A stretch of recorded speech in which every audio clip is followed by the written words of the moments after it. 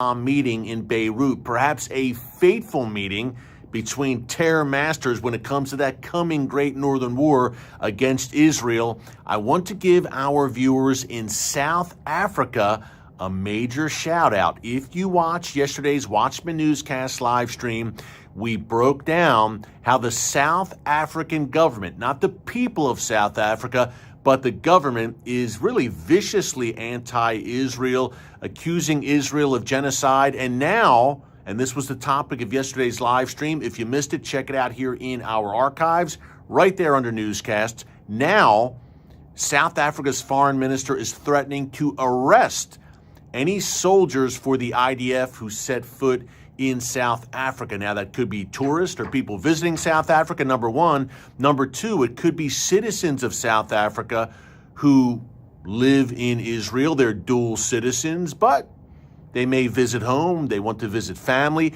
If they fought for the IDF against Hamas in Gaza, South Africa is saying, we will lock you up. So I talked about this yesterday on the live stream, and I pointed out Genesis 12:3. Those who bless Israel will be blessed, and those nations that curse Israel will be cursed.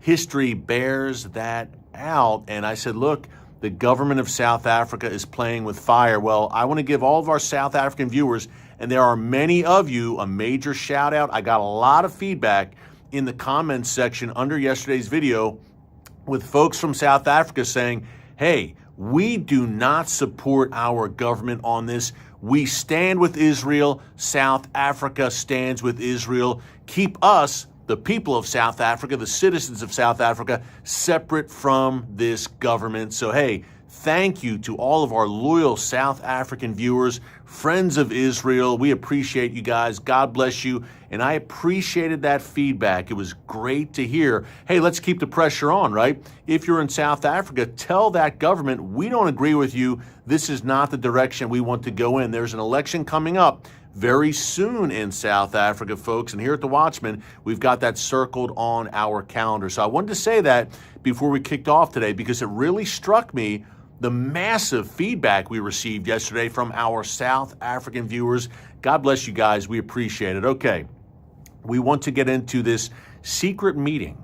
Not so secret. I shouldn't say it was absolutely secretive, but details, I should say, are just emerging about this meeting between Iranian and Hezbollah officials in Beirut in February, just a few weeks ago. Now, Ismail Ghani, who is the head of Iran's Islamic Revolutionary Guards Corps Quds Force, he met with Hezbollah leader Sheikh Hassan Nasrallah in Beirut. And folks, a few big takeaways here. Number one, Nasrallah told Iran, look, this is our war. Those were his words reportedly.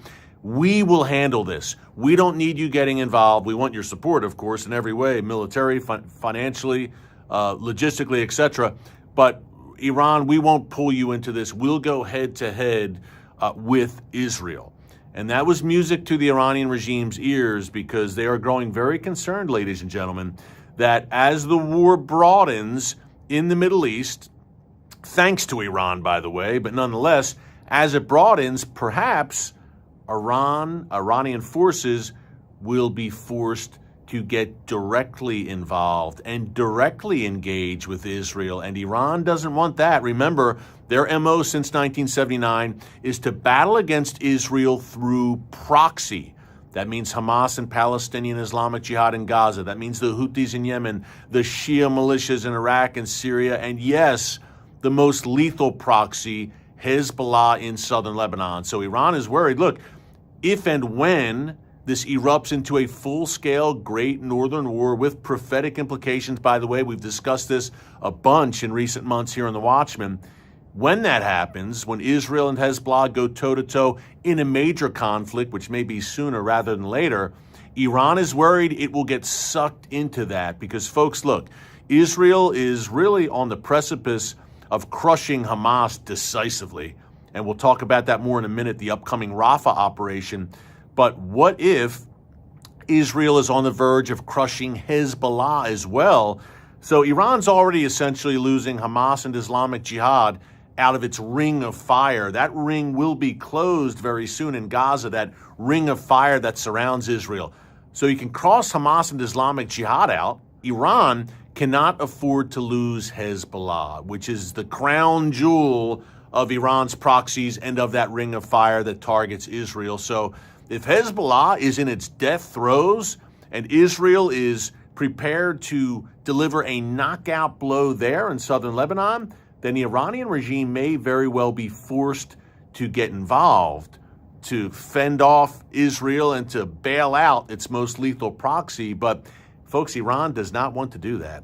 Again, Iran likes to be in the shadows, operate through proxy, and never suffer the consequences that the regime deserves for all the chaos and wickedness and evil it's stirred up in the region for the past 45 years.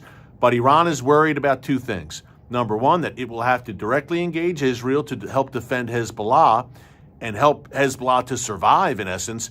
But number two, as things spiral and all of a sudden Iran gets involved directly, the Iranian regime is concerned that Israel says, this is our golden opportunity. Hey, Iran, you want to get involved? Okay, we've been waiting for this day. We're going to take this opportunity to not only crush Hezbollah, but to strike your nuclear facilities.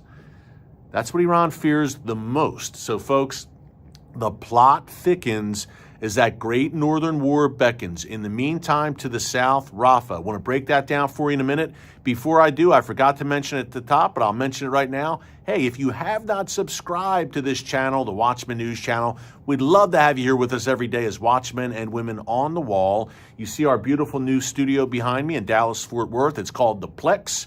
I will be hosting not only the Watchman here every day, but my brand new nightly show, Stakelbeck Tonight, launching March 25th. Mark your calendars. Quick reminder, 7:30 p.m. and 10:30 p.m. Eastern Time every night, every weeknight, Monday through Friday on TBN. Again, March 25th, we launch with some very special guests during launch week. You will not want to miss that. We'll have Stakelbeck Tonight content here on the channel as well, so be sure to subscribe. Click the notification bell so you get alerts every time a new new video is posted, I should say.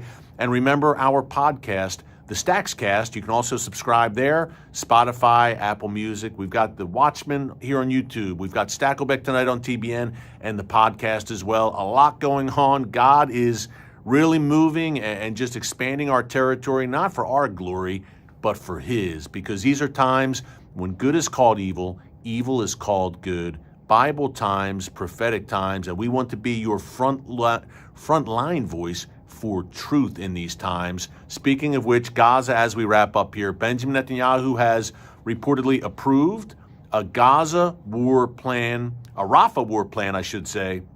That's the last vestige of Hamas resistance. Rafah lying along that Egypt border. Now the world is howling, wailing, and gnashing its teeth, telling Israel not to go into Rafah. There are some 1.2 to 1.4 displaced Gazans living there right now. Israel says, look, we have a plan. We're going to create humanitarian islands, in essence, where we evacuate those civilians so we can go into Rafah and target Hamas and eliminate Hamas. The battle plan is reportedly approved, and Bibi says, look, we're doing it. Just like in Lebanon, it's not if, but when. We must do it to achieve our goal of destroying Hamas. Rafah is their last stronghold. We got to do it. In the meantime, the United States, the Biden administration, opposing all of this. Anthony Blinken saying today, the Secretary of State, that Israel's first and primary concern must be civilians. And no one wants to see civilian casualties. It's a part of war, and Hamas caused this by, number one, invading Israel, and number two, using civilians as human shields. But I digress. I think Israel's first aim and first objective should be to destroy Hamas and win the war. Secondly, Blinken said, look, we haven't seen the Rafah war plan yet, and we haven't approved it. Excuse me, I'm sorry. Israel is a sovereign nation, and they don't have to say, Mother may I, to the United States. And I'm a proud, patriotic American. But folks, look, Israel's a sovereign nation. If they feel they need to do what's in their best interest for their nation and their people and go into Rafah, they're going to do it. They don't need the permission of any nation, including the Biden administration. Call me crazy, but I think that's a fact. And Chuck Schumer, a proxy of the Biden administration, the Senate Majority Leader, Democrat, said yesterday that Israel should hold new elections and Netanyahu has to go. Folks, unprecedented, taking to the Senate floor and calling for the ouster of an allied nation, the leader of an allied nation. Not China, Russia, North Korea. No, calling for the ouster of the prime minister of an American ally, the state of Israel. Hey, we live in upside down times where common sense is not so common. Keep all this in